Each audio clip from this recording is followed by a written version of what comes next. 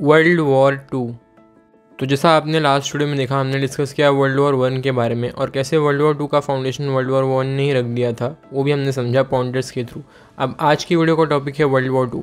यह वीडियो भी पॉइंटर में डिवाइड होगा। पहले हम बात करेंगे general information world war two के बारे में, बाद में हम बात करेंगे वर्ल्ड वॉर टू स्टार्ट कैसे हुई, फिर हम देखेंगे कि वर्ल्ड वॉर टू में जर्मनी की डिफीट कैसे हुई, और हम वीडियो का एंड करेंगे कि कैसे वर्ल्ड वॉर वन का एंड हुआ, ये देखते हुए। फर्स्ट पॉइंटर, तो सेकेंड वर्ल्ड वॉर स्टार्ट हुआ था 1939 में और एंड हुआ अगस्त में 1945 में जापान के सरेंडर के बाद। इस वॉर में भी दो साइड्स थी, एलाइड और एक्सिस। एलाइड पावर्स में थे USA, UK, France, Soviet Russia और बहुत सारी कंट्रीज। साथ में एक्सिस पावर्स में मेनली तीन कंट्रीज थी, इटली, जर्मनी और लास्ट कंट्रीज थी एशिया में जापान। इटली का स्विच एलाइड पावर से एक्सिस पावर में हमने लास्ट वीडियो में डिस्कस किया है। एस्टिमेटेड डेथ्स की बात करें एलाइड और एक्सिस पावर की कंबाइन वर्ल्ड वॉर टू में, तो आता है 50 मिलियन से लेके 56 मिलियन तक, जिसमें से सबसे ज़्यादा डेथ एक्सिस पावर में जर्मनी की हुई थी 8 मिलियन के आसपास, और सबसे ज़्यादा डेथ एलाइड पावर्स में सोवियत यूनियन की हुई थी 23 मिलियन के आसपास। और का मेजर इम्पैक्ट एशिया में भी देखा गया था। ज़्यादा इम्पैक्ट था वर्ल्ड वॉर वन के कंपैरिजन में वर्ल्ड वॉर टू का एशिया में। ऐसी जो जापान था, जो कि एक्सिस पावर में था, उसने चाइना पे अटैक करके उसके बहुत बड़े रीजन पे कब्जा कर लिया था। डिफीट की वजह से चाइनीज़ लोगों को काफ़ी ज़्यादा ह्यूमिलिएशन फेस करना पड़ा था जापानीज़ की वजह से, जिसका एक प्राइमरी एग्जाम्पल है नैंकिंग मैसेकर, जो कि एक बहुत ही डिस्टर्बिंग पार्ट है वर्ल्ड हिस्ट्री का, जिसके बारे में हम डिटेल्ड वीडियो फ्यूचर में लाएंगे। अब सेकंड पॉइंट देखते हैं, start of world war two. काफ़ी लोग को नहीं पता होगा कि वर्ल्ड वॉर टू को स्टार्ट करने के लिए हिटलर ने एक स्टेज्ड पोलिश इन्वेजन किया था जर्मनी के ऊपर, ताकि वो अपने जर्मनी का अटैक पोलैंड पे वैलिड दिखा सके। हिटलर ने कुछ जर्मन सोल्जर्स को पोलिश यूनिफॉर्म में डालकर पोलैंड जर्मनी के बॉर्डर के उस पार भेज के पोलैंड साइड से अपने आर्मी के ऊपर ही अटैक करवाया, ताकि ऐसा दिखा सके कि पोलैंड की आर्मी ने पहले हिटलर के ऊपर अटैक किया और जर्मनी के ऊपर अटैक किया। अपने स्टेज्ड इन्वेजन के बाद ही हिटलर ने पोलैंड के ऊपर वॉर डिक्लेयर किया और world war two officially start हो गई। इसे ग्लेविट्स इंसिडेंट भी कहते हैं। पोलिश फोर्सेस नाजी जर्मनी के कंपैरिजन में तो काफ़ी ज़्यादा वीक थी, बट इतनी वीक भी नहीं थी कि इतनी जल्दी पोलैंड हार जाए जर्मनी से। बट हिटलर ने काफ़ी अच्छी प्लानिंग के थ्रू एक सोवियत यूनियन से ट्रीटी कर ली थी। अगर आप यूरोप का मैप देखेंगे वर्ल्ड वॉर टू के टाइम पे, तो पोलैंड की लोकेशन कुछ ऐसी है कि वो ईस्ट साइड से सोवियत यूनियन से बॉर्डर शेयर करता था और वेस्ट साइड से जर्मनी से। हिटलर की ट्रीटी स्टालिन के साथ ये थी कि जब हिटलर अटैक करेगा पोलैंड के ऊपर वेस्ट साइड से, तो उस ईस्ट साइड से सोवियत यूनियन भी पोलैंड पे अटैक कर देगा और बाद में दोनों पोलैंड को हाफ हाफ डिवाइड करके अपना बॉर्डर बना लेंगे बीच में पोलैंड के। बदले में सोवियत यूनियन के ऊपर हिटलर इन्वेजन नहीं करेगा और सोवियत यूनियन साथ में हिटलर को वीट सप्लाई करेगा बड़े मात्रा में। हालांकि हिटलर ने ये ट्रीटी बाद में तोड़ दी जब उसने सोवियत यूनियन पे ऑपरेशन बारबोसा के थ्रू वॉर डिक्लेयर कर दिया। अगर उस टाइम की मेजर यूरोपियन पावर्स हिटलर की पोलिश इन्वेजन के टाइम पे कुछ एक्शन लेती, तो शायद वर्ल्ड वॉर टू नहीं होता। तो पोलैंड जीतने के बाद हिटलर का कॉन्फिडेंस एकदम हाई था और नाजी फोर्सेस ने एक साथ ही नीदरलैंड, लग्जमबर्ग और बेल्जियम तीनों कंट्री को जीत लिया वॉर में। अब फ्रांस को ये बात पता थी कि वर्ल्ड वॉर वन में उसने जर्मनी के साथ बहुत ही ज़्यादा बुरा सलूक किया था, तो इसका बदला हिटलर ज़रूर लेगा। तो इसलिए फ्रांस ने पहले ही हिटलर के ऊपर यानी कि नाजी जर्मनी के ऊपर वॉर डिक्लेयर कर दी। हालांकि फ्रांस के इस प्रोएक्टिवनेस का कुछ फ़ायदा नहीं हुआ, ऐसे कि फ्रांस और जर्मनी की वॉर डिक्लेयर होते ही 30 डेज़ के अंदर पेरिस फॉल कर गया और जर्मनी का कंट्रोल हो गया पूरे फ्रांस के ऊपर। लेटर ब्रिटिश ने भी ज्वाइन किया वर्ल्ड वॉर टू को, बट ब्रिटिश का ज्वाइन करने का सिर्फ यही रीज़न था कि जो यूरोप का पावर बैलेंस है वो फ्रांस के फॉल होने के बाद बहुत ही ज़्यादा डिसबैलेंस हो गया था। ऐसे जर्मनी बहुत ज़्यादा स्ट्रॉन्ग हो गया था और वो यूके के लिए अच्छा नहीं था।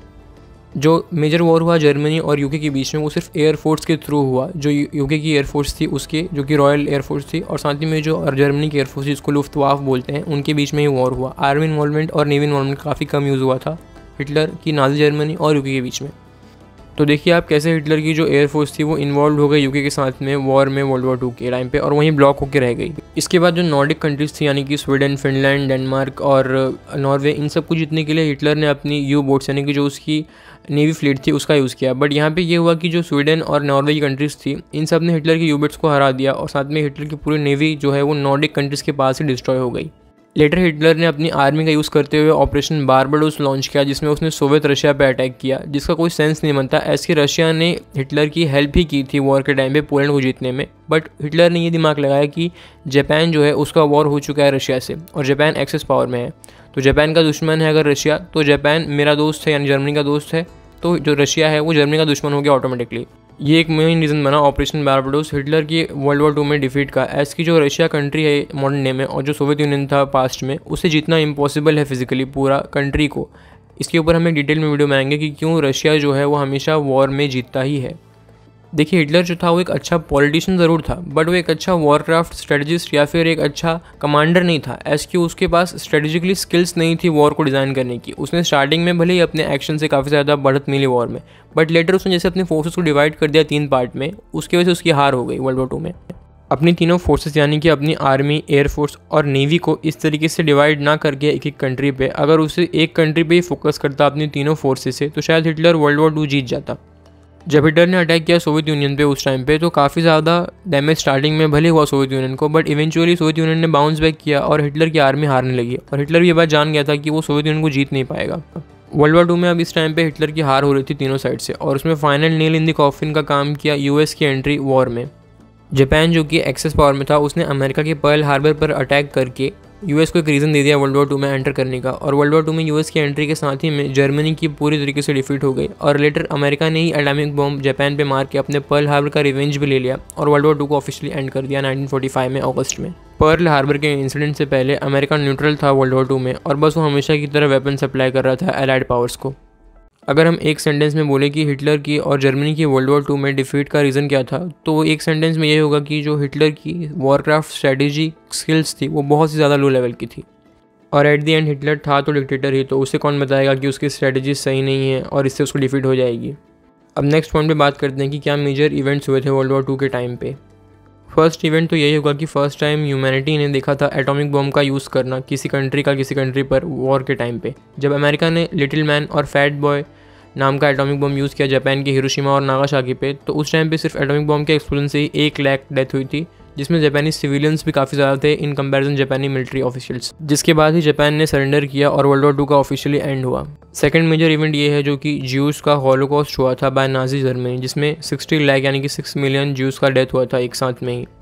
कुछ लोग ये भी बोलते हैं कि हिटलर ने पोलैंड पे इसीलिए अटैक किया फर्स्ट वर्ल्ड वॉर 2 के टाइम पे, क्योंकि जो ज्यूज़ की पॉपुलेशन थी वो सेकंड हाईएस्ट यूरोपियन ज्यूज़ की पॉपुलेशन पोलैंड में थी। मतलब सबसे ज़्यादा ज्यूज़ की जो पॉपुलेशन थी वो जर्मनी में थी, उसके बाद पोलैंड में थी, ताकि वो ज्यूज़ का जेनोसाइड कर सके, इसलिए उसने पोलैंड पे अटैक किया। अगला इंपॉर्टेंट इवेंट है Nanking massacre by imperial Japanese army of Chinese people, जिसमें चाइना के काफ़ी ज़्यादा लोगों को बर्बरतापूर्व से जापानीज आर्मी के लोगों ने मारा था और रेप किया था। एक फ़नी इवेंट ये भी है कि जब डेनमार्क के ऊपर अटैक किया हिटलर और जर्मनी ने, तो डेनमार्क और डेनिश गवर्नमेंट ने सिर्फ 1 घंटे के अंदर हिटलर के सामने सरेंडर कर दिया। ऐसे डेनिश गवर्नमेंट को पता था ये बात कि हिटलर को डेनमार्क से कुछ काम नहीं है, उसे बस रूट चाहिए नॉर्डिक कंट्रीज़ के ऊपर अटैक करने के लिए डेनमार्क के थ्रू, और डेनमार्क ने वो रूट दे भी दिया।